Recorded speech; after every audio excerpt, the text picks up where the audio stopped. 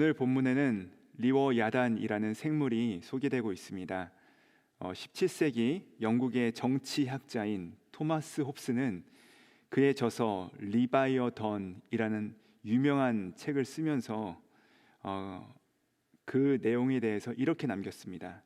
인간들은 각자가 살고 싶은 자기가 원하는 대로 이루고 싶은 그런 욕망들이 있습니다. 그렇기 때문에 그대로 내버려 두면 각자의 욕망에 의해서 세상이 굉장히 혼란스러워진다는 것입니다. 이러한 상태를 우리가 중학교 때 함께 공부했던 것처럼 바로 만인에 대한 만인의 투쟁 상태라고 합니다.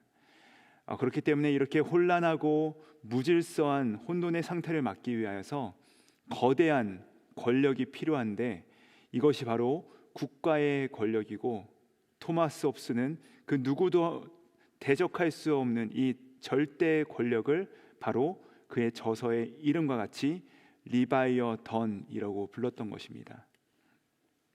이 아무도 범접할 수 없는 절대 권력을 상징하는 리바이어던은 바로 성경에서 3번 등장하는데, 그 중에 첫 번째 모습이 바로 오늘 우리가 함께 읽은 욥기 41장에 나옵니다.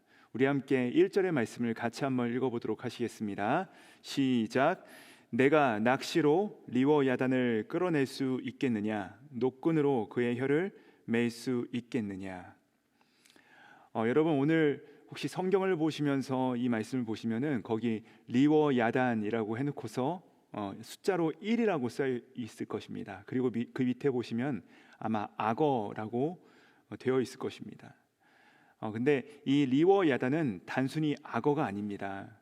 왜냐하면요, 오늘 본문 말씀인 41장에 보시면 이 리워야단은 하나님께서 창조하신 짐승들 가운데서 아무도 손을 댈 수 없는 가장 강력한 짐승이기 때문에 그렇습니다.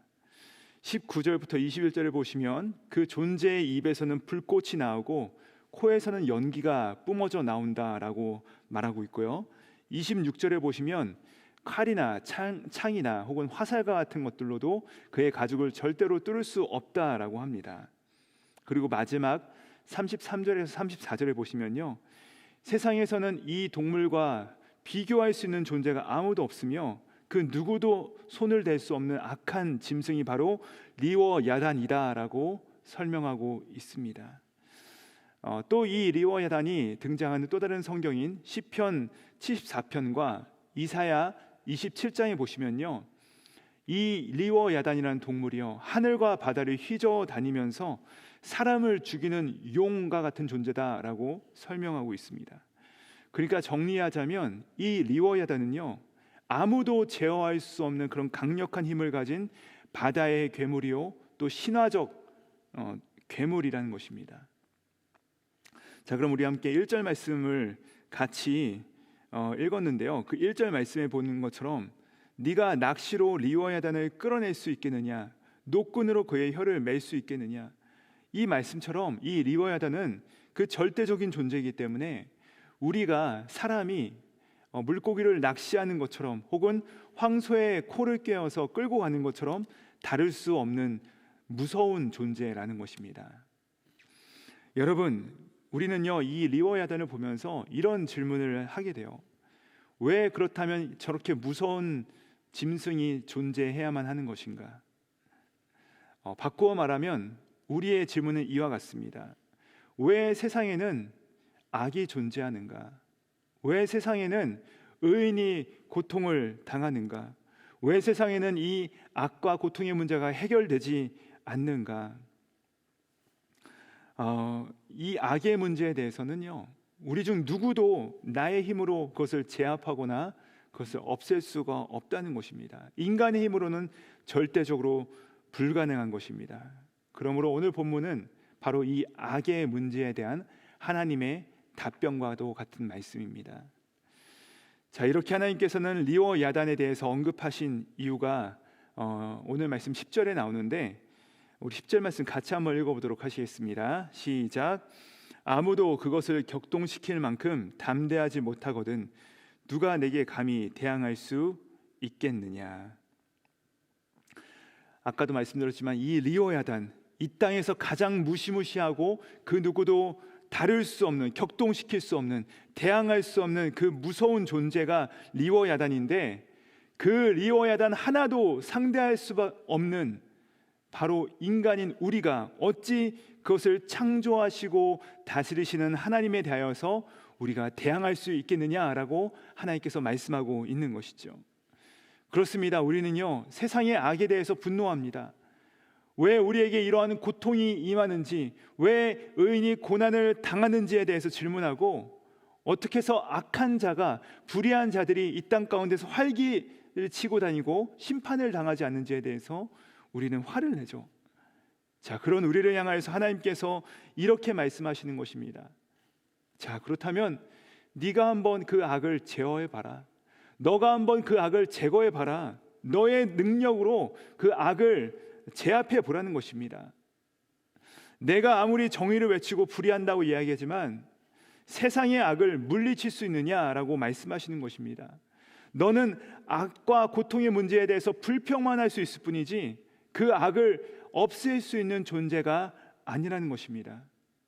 오직 하나님만이 그 악을 제어하시고 다스리시고 부수시고 때로는 사용하신다라는 선언이라는 것이죠.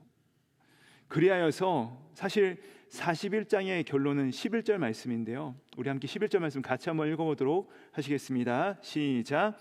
누가 먼저 내게 주고 나로 하여금 갚게 하겠느냐? 온 천하에 있는 것이 다 내 것이니라. 아멘.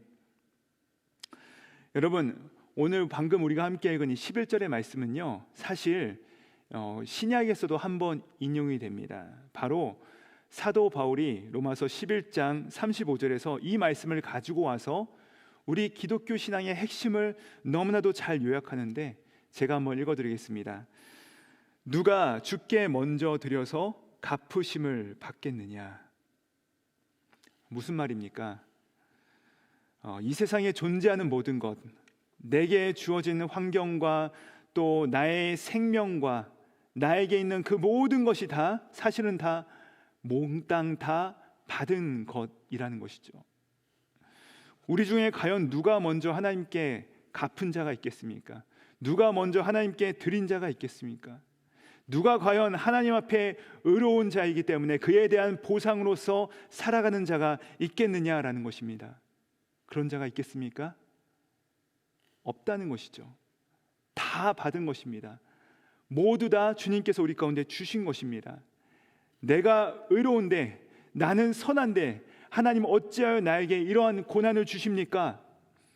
악인이 형통한데 왜 하나님께서는 아무 일도 하지 않으십니까? 라고 그 누구도 하나님 앞에서 말할 수 있는 근거가 전혀 없다는 것입니다. 왜냐하면요, 우리 중 누구도 하나님께 먼저 드림으로 인해서 그분으로부터 받아서 살아가는 존재는 한 사람도 없기 때문입니다.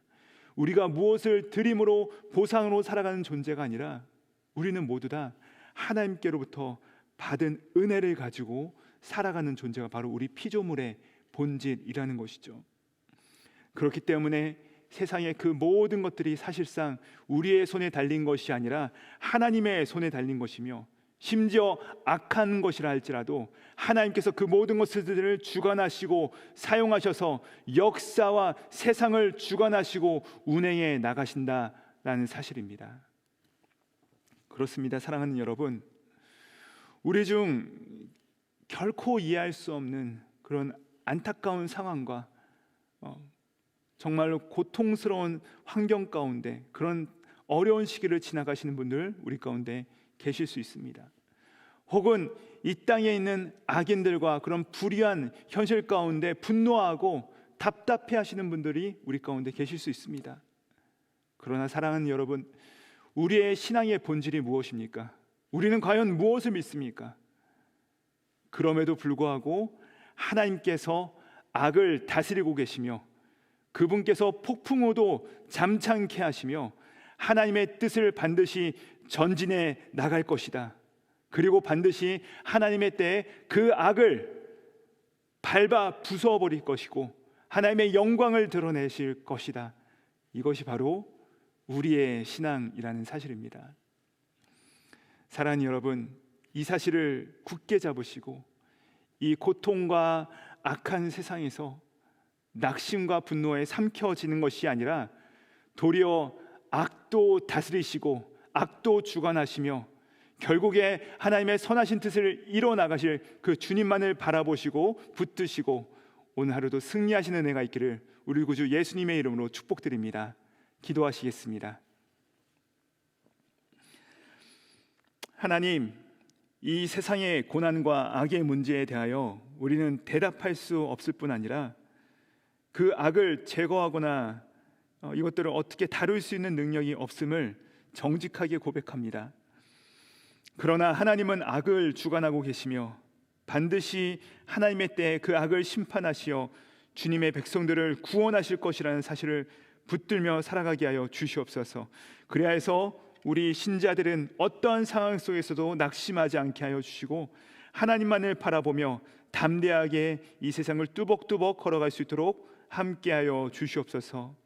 감사드리오며 십자가 위에서도 낙심치 아니하시고 끝까지 아버지 하나님을 바라보셨던 우리 구주 예수 그리스도 이름 받들어 기도드립니다. 아멘.